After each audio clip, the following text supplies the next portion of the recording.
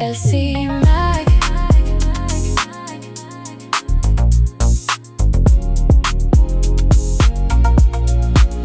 LC Mag. Bonsoir à toutes et à tous. On se retrouve avec vous, nouvelle saison, nouveau concept, nouvelle personnalité, bref, tout a changé. Nous sommes actuellement dans la période Parcoursup et mon master et nous avons beaucoup d'étudiants qui se retrouvent très frustrés parce qu'ils ne savent pas ce qu'ils vont faire l'année prochaine. C'est donc pour cela que nous nous retrouvons ce soir afin d'échanger sur la problématique. L'expérience est-elle plus importante que les diplômes? LC Mag. Et ce soir, nous sommes accompagnés d'Ilana.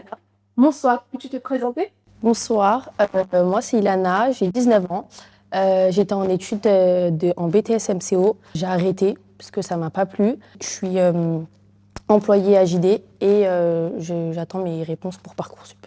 Nous sommes aussi accompagnés de Mylène. Tu es élue à la ville de La Courneuve. Bonsoir, bienvenue à toi. Déjà, merci pour l'invitation.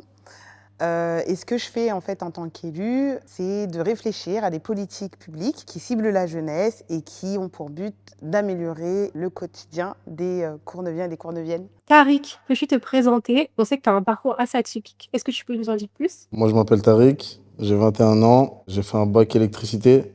J'ai arrêté pour faire de la photo et de la vidéo. Puis maintenant, je vis de ça. Puis il y a Mifta aussi avec nous ce soir. J'aimerais savoir ce que tu fais en ce moment en tant que jeune. Dernièrement, on savait que tu avais un peu de difficulté à trouver de stage, par exemple. Effectivement. Alors, bonsoir à tous. Je m'appelle Mifta, j'ai 19 ans. Je suis en BTS support à l'action managériale. Et à temps partiel aussi, je fais du convoi automobile. Et oui, effectivement, comme tu l'as dit, j'ai eu des difficultés à trouver un stage. On va à présent commencer avec la première séquence qui est le Flash React.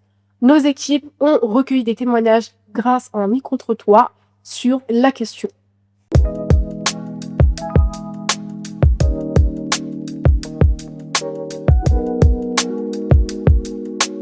J'en ai pas vraiment rencontré parce que j'ai la chance d'avoir des grands frères et sœurs qui sont déjà passés par là. Et aussi j'ai un prof qui était quand même très proche de moi, qui m'aidait beaucoup. Dans la manipulation de Parcoursup, je trouve qu'au lycée on n'est pas assez aidé. En fait, j'ai postulé pour des BTS, des BUT, etc. Mais je pensais que ça allait être plus facile de trouver.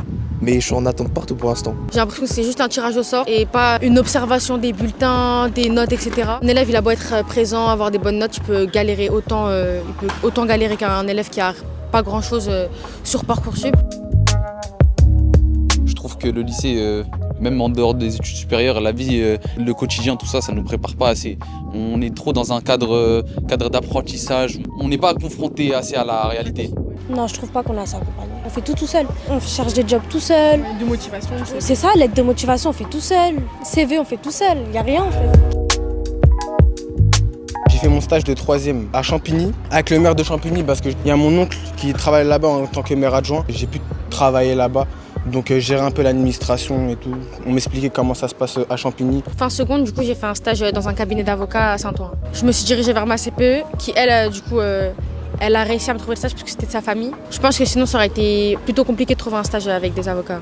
Oui, tout d'abord au collège, en 3e. J'ai eu la chance d'être accompagné par une association qui a contacté mon collège, qui m'a permis de faire des stages chez Google, chez TF1, à l'aéroport aussi Charles de Gaulle. Fin seconde, j'ai pu faire un stage dans un cabinet avec un médecin. J'aimerais me tourner d'abord vers vous les jeunes. Qu'avez-vous ressenti après avoir regardé cette vidéo? Est-ce que vous êtes reconnus dans les témoignages? Qu'est-ce que vous en pensez? Je ne me suis pas forcément reconnu dans ça, mais je sais que j'ai certains camarades à moi qui m'expliquent parfois tous les jours qu'ils ont du mal à rédiger un CV, des lettres de motivation et tout ce qui va avec. Donc forcément, si on a des difficultés dans ce genre de domaine, on ne peut pas aspirer du coup plus tard à avoir une formation. Moi, je suis d'accord dès qu'ils ont dit que c'était un peu du tirage au sort. Parce que moi, mes bulletins, ils étaient catastrophiques et j'étais accepté dans quelques établissements. Du coup, je suis d'accord avec ça. Et puis le reste, je me sens pas trop concerné. Très bien. Merci beaucoup pour vos témoignages. Et Mylène, je me tourne vers toi et j'aimerais bien savoir ce que toi, en tant que personne qui entend tous les témoignages de ces jeunes, des personnes qui se retrouvent un peu en difficulté, qui n'ont aucun vœu accepté, voire refusé, les témoignages que tu viens de voir avec le micro-trottoir, qu'est-ce que ça t'évoque? Ça m'attriste parce que l'école est censée être l'école de la République, qui est censée être égale pour tous. Et donc là, on voit avec le système Parcoursup que ça ne fait que reproduire les inégalités et que justement les manques qu'il y a concernant l'explication de l'orientation, quelles sont les ressources que les jeunes peuvent solliciter pour faire leurs vœux, rédiger leur lettre de motivation, etc., sont inexistants. Et en fait, on comprend que finalement, ce seront toujours les mêmes jeunes qui vont être pénalisés. Et donc, on est face à un système qui, au lieu de corriger ces inégalités-là, les entretient, voire les amplifie. Merci beaucoup. Et est-ce que, je ne sais pas si Elissa, toi, tu as une question à poser à Mylène. Moi, j'en ai une, c'est qu'est-ce qui pourrait être fait enfin, maintenant qu'on sait, qu'on a fait le constat, qu'est-ce qui peut être fait? Alors, il y a déjà des choses qui sont faites. Il y a plein de dispositifs qui sont organisés en amont de Parcoursup pour que les jeunes qui sont passés par Parcoursup les années précédentes puissent parler de leur expérience, puissent témoigner, donner des conseils, etc. Il y a des rencontres donc, qui sont organisées. Il y a des professionnels qui accompagnent les jeunes sur la rédaction de CV, de lettres de motivation, etc. Mais on voit bien que c'est pas suffisant parce que c'est pas avec 3 ou 4 animateurs jeunesse qu'on va justement faire disparaître cette difficulté-là. Moi, ce que je vois, c'est réfléchir à des dispositifs qui sont innovants. Et ça, de toute manière, on ne pourra pas le faire tout seul. Parce que, moi, malheureusement ou heureusement, je ne sais pas ce que je dois dire. Moi, je ne suis pas passée par là. Moi, à l'époque, ce n'était pas Parcoursup, c'était, je ne sais plus comment ça s'appelait, mais ce n'était pas du tout le même système. Et également, moi, à mon époque, celui qui avait le baccalauréat pouvait au minimum s'inscrire à l'université. Là, maintenant, ce n'est plus le cas. Et donc, il va falloir réfléchir à des dispositifs, à des actions qui sont innovantes et qui, justement, vont venir pallier au manquement soit de l'éducation nationale ou qui vont venir corriger les inégalités qui sont reproduites via Parcoursup.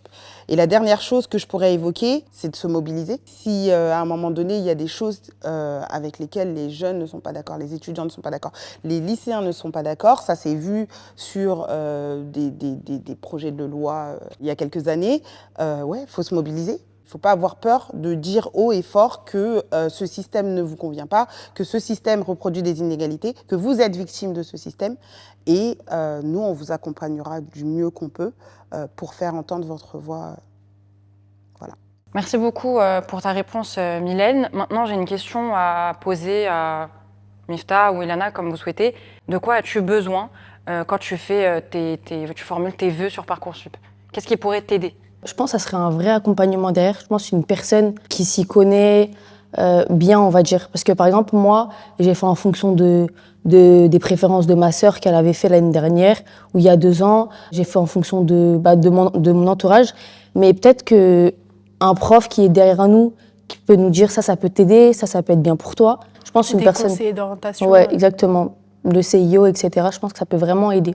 Et toi, Miftah, tu as dit que tu avais des camarades, mais toi, qu'as-tu fait après le bac? Après le bac, je me suis inscrit sur Parcoursup, comme tout le monde. J'ai obtenu une formation en BUT-GA. J'ai dû me réorienter et je vais revenir sur ce que j'ai dit par rapport au BUT-GA. Ce qui est bien dans cette formation, c'est qu'on a une matière spécialisée dans ce genre de soucis.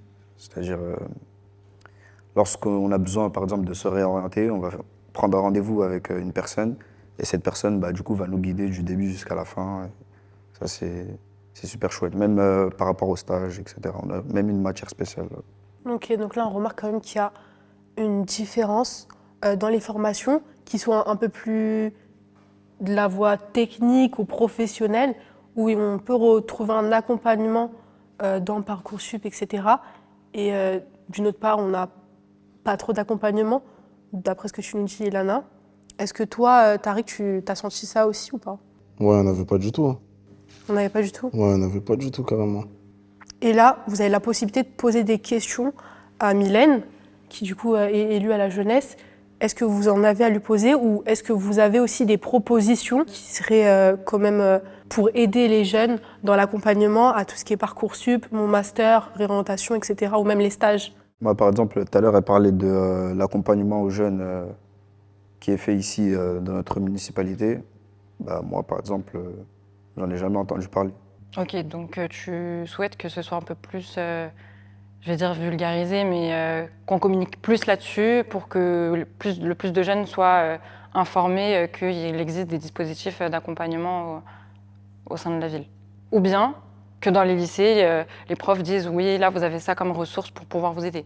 Oui, il y a ça aussi comme elle a dit, une matière, je sais pas, par exemple, une matière en plus, toujours bien évidemment dans les horaires de cours habituels. On va pas rajouter une heure en plus dans l'emploi du temps, mais ce serait bien d'avoir une matière spécialisée pour Parcoursup, pour les stages, etc. Moi, j'ai eu la chance d'avoir un prof qui m'accompagnait de A à Z, donc j'ai pas eu de soucis par rapport à ça, mais il y en a, ils n'ont pas eu cette chance. Je pense que ça serait bien d'instaurer un système comme la mission locale, mais en gros, qu'il y a des conseillers qui sont là pour les personnes qui veulent en fait plus savoir au niveau Parcoursup les choix qu'ils peuvent faire. Donc franchement, un système comme la mission locale, je pense que ça fonctionnerait bien. Alors juste pour répondre aux deux interventions, alors chaque année, il y a ce qu'on appelle le mois de l'orientation. C'est un mois dont le PIGE s'occupe de la programmation. Et pendant ce mois-là, justement, il y a des temps d'échange qui sont organisés avec des professionnels. C'est des professionnels de l'éducation nationale, des professionnels dans certaines voies. Il y a différents types de rencontres pendant tout un mois. Vous avez l'occasion de justement venir poser vos questions, rencontrer des professionnels, faire part de vos craintes aussi. Et du coup, voilà, donc il y a ce dispositif-là qui existe. Alors peut-être que oui, la communication n'est pas assez forte, mais ce que je veux dire aussi, c'est que vous aussi, vous êtes des vecteurs de communication. C'est-à-dire que les vices de parcours par lesquels vous êtes passés doivent pouvoir servir à d'autres lycéens qui vont passer par le même processus que vous. Et s'ils peuvent éviter les pièges dans lesquels vous êtes tombés, eh ben, vous devenez du coup des ambassadeurs et votre parole compte. Moi, j'ai une question pour Tariq. Tu as dit tout à l'heure, quand tu t'es présenté, que tu avais été dans une formation électricité. Je voulais savoir qu'est-ce qui t'a amené sur cette voie-là, et puis après, qu'est-ce que tu as fait pour te réorienter? Enfin, c'est quoi ton parcours? Est-ce que tu penses que si tu avais été accompagné, tu aurais fait autre chose qu'une formation d'électricité? Après ma troisième, je savais pas vraiment ce que je voulais faire. Du coup, au début, j'ai voulu m'inscrire, je crois, en commerce. Mais parce que je savais pas quoi faire, j'ai vu à des gens, ils allaient en commerce, je me suis dit, je vais aller en commerce. Après, un oncle à moi, il est venu chez moi, il me parlait d'électricité, comme quoi c'était un truc bien, parce qu'il y avait tout le temps du travail. Et ça veut dire, après, j'ai écouté, mais j'ai pas trop aimé, hein. Sans vous mentir, j'ai pas trop aimé. Et fin seconde, c'est là que j'ai commencé la photo. Ça veut dire, à partir de la première, j'allais plus trop à l'école. Ça veut dire que je faisais mes trucs à côté, hein.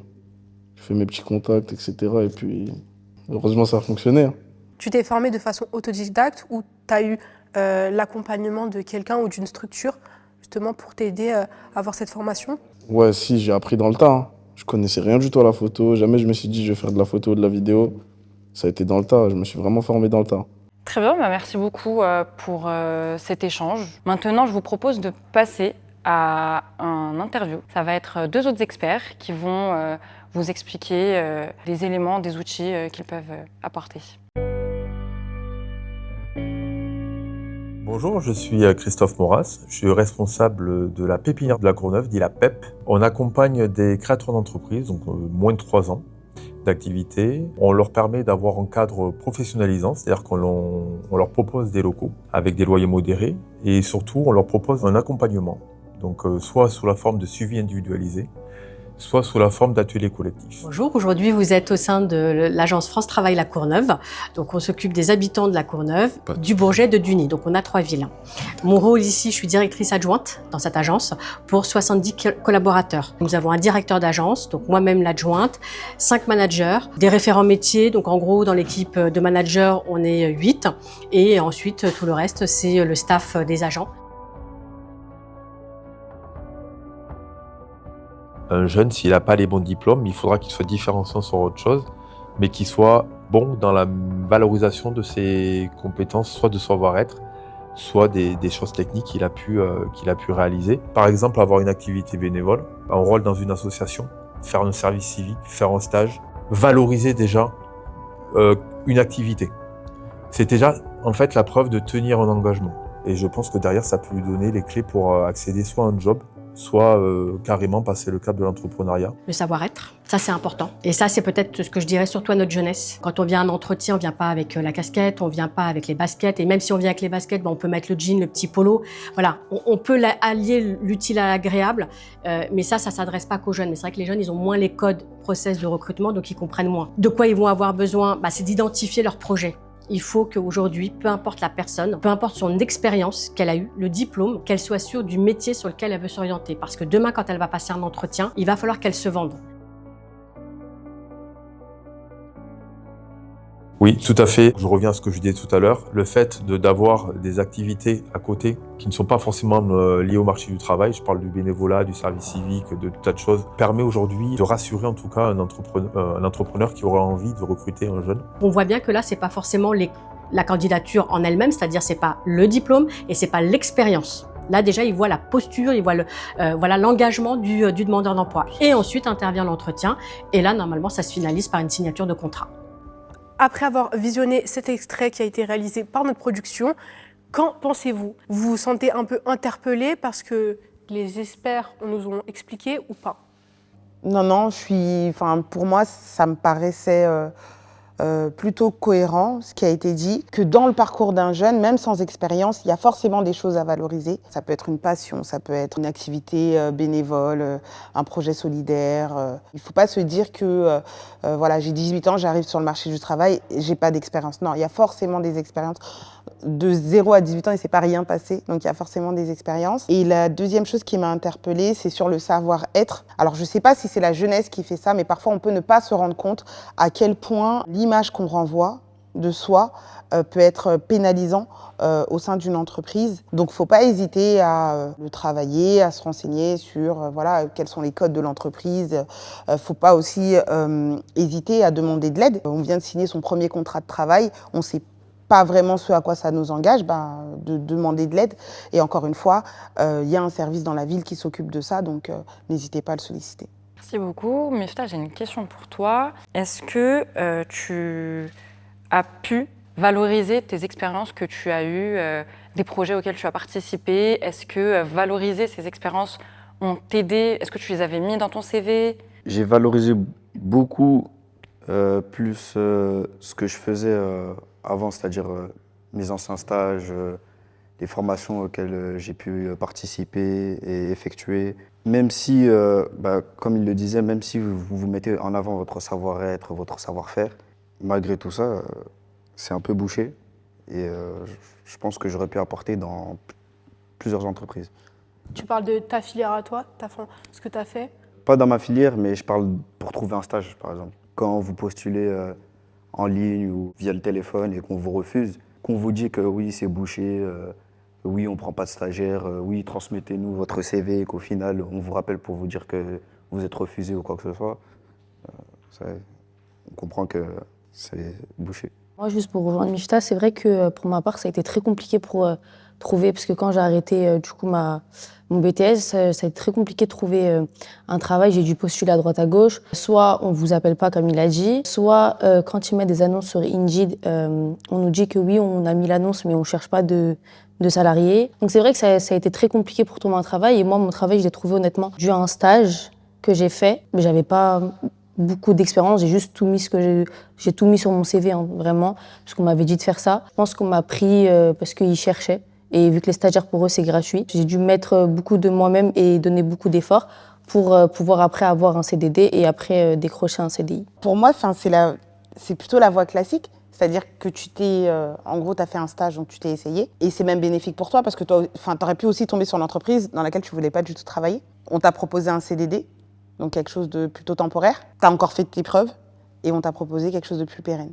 Et donc, voilà, bravo. Moi, je pense qu'il ne faut pas hésiter à tenter, à d'abord demander en service civique, en stage. Il y a des dispositifs qui vous permettent de vous essayer dans une entreprise. Par exemple, je ne sais pas moi, celui qui rêve de travailler chez TF1, il peut faire un stage d'une semaine, il va observer est-ce que ça correspond vraiment à ce qu'il pense du poste, est-ce que ça correspond à ses attentes, etc. Et à la suite de ça, il a le choix soit de dire oui, effectivement, c'est vraiment ce que je veux faire, ou alors finalement je me suis trompée, c'est pas du tout ce que je veux faire. Donc c'est des petites choses comme ça, des petits outils qui existent et tu vois finalement ça s'est bien transformé pour toi puisque tu as été recrutée. Alors j'ai une petite question pour vous, les jeunes plus précisément.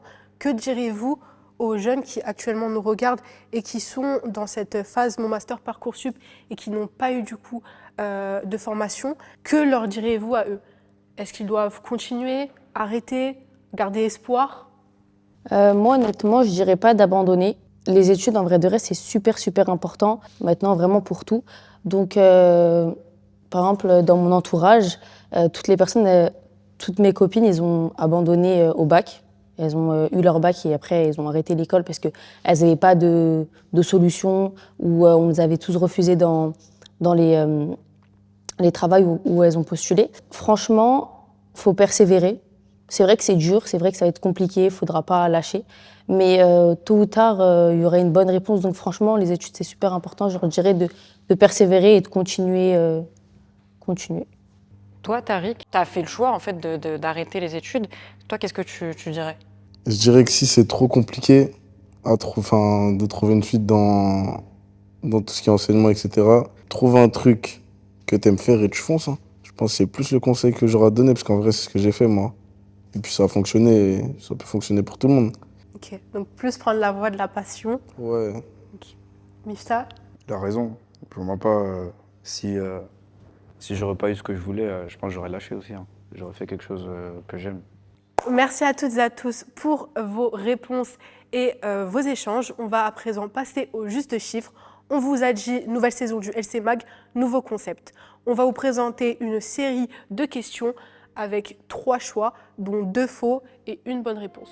LC Mag. Je vais vous poser la toute première question. Selon vous, combien de candidats étaient encore sans proposition à la fin de la phase principale de Parcoursup en 2025? A, 25 000. B, 103 000. C, 250 000. 103 000, moi je Sans proposition? Sans aucune proposition lors de la première phase. 250 000. Ok, 103 000, 250 000. Moi je dis, c'est combien, 103? Il y a 103 000, 25 Ouais, 103 000 et 250. Ok, et Mylène? Ouais, moi j'aurais dit 103 000 aussi. Ok, bah bravo, parce qu'effectivement c'est 103 000. C'est 103 000 candidats qui n'ont reçu aucune réponse en 2025 suite à leur vœu qu'ils ont formulé sur Parcoursup. On passe à la deuxième question. Exactement. En 2025, combien de lycéens ont quitté Parcoursup sans solution? A, 24 000. B, 80 000. C, 145 000. Moi je dis 145 000. Ouais, 145 000, ouais. 80. Ok. Je dis 24 000. 24 000. Moi j'espère que c'est 24 000. Parce que si c'est... Enfin déjà 24 000 c'est beaucoup. Bah, les femmes ont raison, c'est 24 000 étudiants qui se sont retrouvés et qui ont dû quitter Parcoursup sans solution en 2025. Maintenant, la troisième question. Combien de candidats Mon Master n'ont reçu aucune proposition d'admission? A, 80 100. B, 15 000. C, 250 400. Moi je dis la A. Donc 80 100. Moi je dis la B. La B. J'aurais dit la B aussi. C'est... La C. Bah, du coup, c'est 80 100 candidats qui n'ont pas reçu de proposition d'admission. On passe à la dernière question, Elissa? Ouais. Donc, quel pourcentage de jeunes diplômés étaient en emploi quelques mois après l'obtention de leur diplôme? A, 42%, B, 80,2% ou C, 98%. Moi j'aurais dit 42%.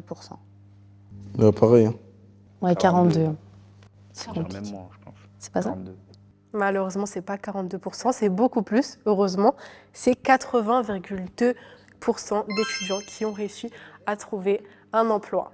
Nous allons à présent passer au visionnage d'une vidéo un petit peu comique qui a été aussi réalisée par notre comité de production. Bonjour monsieur, je vois que vous avez postulé pour notre poste de responsable dans la restauration rapide. Donc, est-ce que vous avez un CV à me présenter, monsieur?